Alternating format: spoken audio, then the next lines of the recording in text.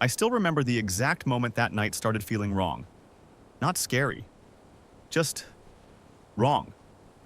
It was around 11:40 p.m. when I pulled into the parking lot of a small roadside motel in Nevada. I'd been driving for almost 8 hours straight, and I was too tired to keep going. The place was called Silver Pines Motel. One long building, maybe 10 rooms. Old neon sign flickering outside. The kind of place you only stop at when you have no other choice. The parking lot was almost empty. Just one old pickup truck parked near the far end. I grabbed my bag, locked the car, and walked into the office. The man behind the counter looked like he hadn't slept in days. Late 50s maybe, gray beard, coffee mug in his hand. He looked up at me slowly. "Need a room?" he asked.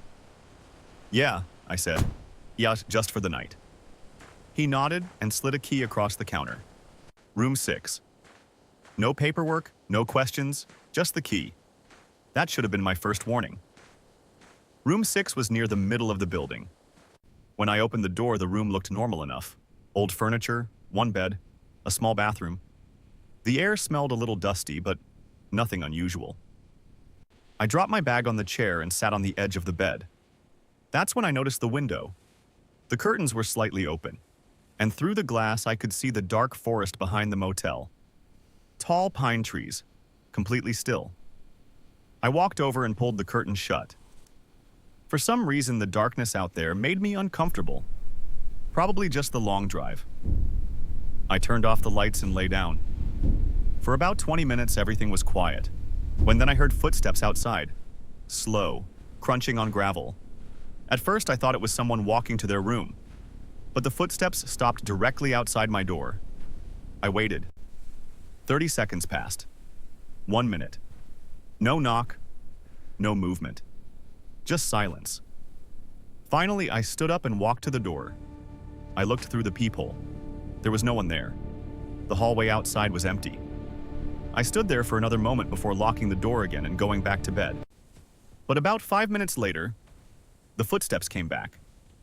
This time they didn't stop at the door. They moved slowly past my room, then stopped again. Right outside the window. I froze the moment the footsteps stopped outside the window. The curtain was closed, but I could still hear someone standing there. Gravel shifting slightly under their weight. Then silence. The kind of silence where you can feel someone on the other side of the glass. I sat up slowly on the bed. For a few seconds, I told myself it was probably another guest walking around. But then something strange happened. The footsteps didn't move away. Whoever it was just standing there, right outside the window. I looked toward the curtain. The fabric wasn't moving. No shadow, nothing.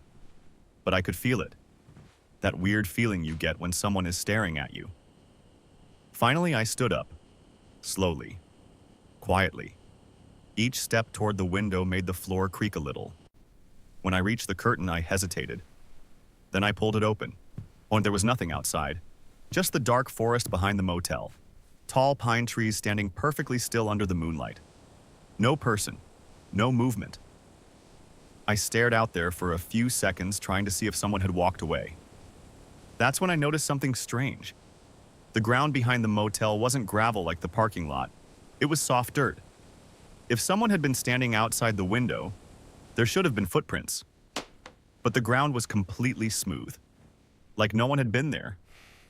I closed the curtain again and locked the window. At that point, I figured I was just tired. Long drive, new place, brain playing tricks. So I turned off the lamp and got back into bed. About 10 minutes passed, maybe 15. And just when I started drifting towards sleep, I heard the footsteps again. But this time, they weren't outside. They were inside the room above me. Slow steps across the ceiling, one side of the room to the other, then back again. I sat up immediately, but the motel was only one floor. I had seen that clearly when I checked in. There was no second floor above room 6. The footsteps continued. Back and forth. Slow, heavy. Like someone pacing directly over my bed. I grabbed my phone and turned on the flashlight. The ceiling looked normal. Plain white plaster. No attic hatch. No vents big enough for someone to crawl through. Still, the footsteps kept moving. Then suddenly, they stopped. and something lightly tapped the ceiling. 3 times. Tap, tap, tap. My heart started pounding. I stared at the ceiling, barely breathing. Then a voice came from above me. Soft. You're right through the plaster. Why did you open the curtain? For a moment I thought I imagined the voice, because it was so quiet, almost like someone whispering from far away. But then the ceiling creaked again, right above my bed, and the voice came back. Why did you look outside? Every muscle in my body locked up. I stared at the ceiling, trying to convince myself this was some kind of joke. Maybe thin walls. Maybe someone in the next room. But the voice wasn't coming from the wall. It was coming directly above me. I slowly got off the bed, my eyes never leaving the ceiling. Hello? I said. My voice sounded small in the room. For a few seconds, there was nothing. Then the floor above me creaked again. A slow step. Another step. Moving across the ceiling like someone was walking over my head. But there was still no second floor. I backed away from the bed. My heart was beating so hard I could feel it in my throat. Then the voice spoke again, this time a little clearer. You weren't supposed to see the trees. A cold feeling ran down my spine. I walked toward the door and unlocked it. At that point, I didn't care if the motel owner thought I was crazy. I just wanted out of that room. I opened the door and stepped into the hallway. The parking lot lights were still flickering outside. The entire motel looked exactly the same as when I checked in. Quiet, empty. But as soon as I stepped out of room 6, the footsteps above the ceiling stopped completely, like whatever had been walking up there knew I had left.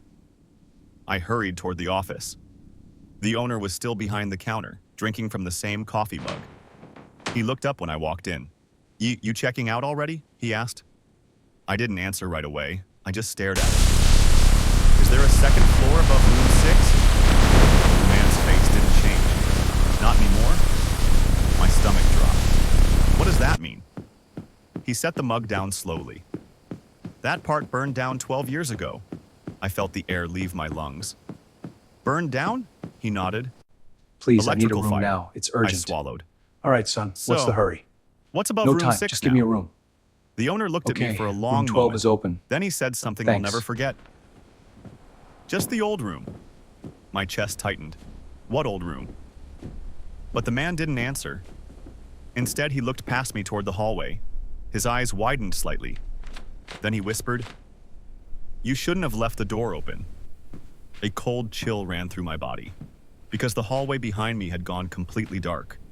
Every light had shut off, and from somewhere inside that darkness, I heard slow footsteps, walking toward the office, from the direction of room 6,